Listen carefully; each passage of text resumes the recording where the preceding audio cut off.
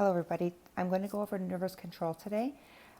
So the first thing I want you to know I've highlighted here is that the nervous system is a quick response to the environment, while the endocrine system cannot provide that kind of a quick response, okay? So any kind of immediate concerns in the environment that we have to respond to, the nervous system takes care of that. The endosystem cannot provide that, okay? And so that should say cannot after all these years, I just noticed that. So we're going to make that cannot provide, okay? Animals must instantly gather information about their environment, clearly, right? Because things could change on the drop of a dime. So I've already gone over the neuron with you. Neurons are nerve cells. Nerve cells throughout the body are associated with glial cells, and sometimes you're going to hear those referred to as neuroglia, all right? So that's going to be a really common term as you go forward in your education. Neuroglia is the combination of the neuron and the glial cells.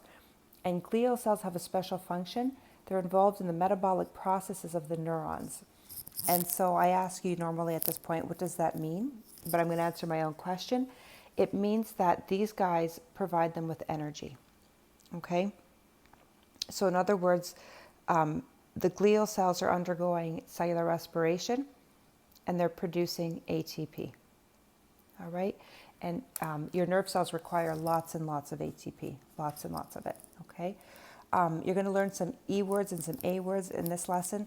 So the first one we're going to get to are effectors, all right? And effectors are non-neural cells. So these are cells that are not part of, don't have a nerve in them, or a neuron in them, whose actions are under control of the nervous system, all right? So that's an effector.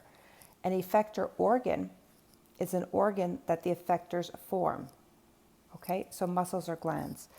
So in other words, the nervous system is going to give feedback to the muscles on what to do as a result of what's going on in the environment. So if the muscles are going to have an effect, the nervous system is going to have an effect on these organs. All right, types of neurons. Neurons can be grouped according to their locations and their functions. So very, very easy here. We can have sensory neurons. These guys are coming from the senses, so they respond to light, all right? So these guys are found in sensory organs, all right? And keep in mind, the skin is embedded with lots and lots of sensory neurons, okay? So that's where you're going to get pressure, and you can get pressure in your ears if you have an ear infection. So they're going to, sensory neurons respond to your senses, right? They're embedded in the eyes, the ears, etc. Interneurons are connectors, all right? So what these guys do is your sensory neuron will collect information and it will pass it on to the interneuron. So it collects and relays information gathered from the sensory neurons, all right? So where are you going to find these interneurons? In the spinal cord, okay? And they're going to be processed in the brain. So these guys are going to link to the brain. And it says there are others in the eye and the brain, and they process information in a variety of receptors, all right? So we're not going to get into those variety of ways, but just understand it goes sensory neuron to interneuron. The interneuron carries the information to the brain in almost all cases, okay? Except for a reflex arc, which I'm going to get you to read about. So it carries information to the brain, and then from there, the brain sends information on how to respond to the motor neuron. So it goes sensory neuron, interneuron, motor neuron, okay? And this is where you're going to get your response. So carries instructions issued by interneurons to the muscles that generate an appropriate movement, okay? So if a mosquito's biting you, an appropriate movement would be to move your arm and slap that mosquito, all right? So here are some more terms that you need to know. You need to know the order these guys go in. So your afferent neurons, another term for a neuron, carries information to the brain. So from the sensory organs, okay, these guys are sensory neurons. So just another way of saying this. So you're going to call this type based on location, and this is based on function, okay? So sensory neurons are afferent neurons, motor neurons are efferent neurons, and then you've still got your interneurons, all right? So it'll go afferent. Oops, you can see that that's happening. So So I'm going to get another pen.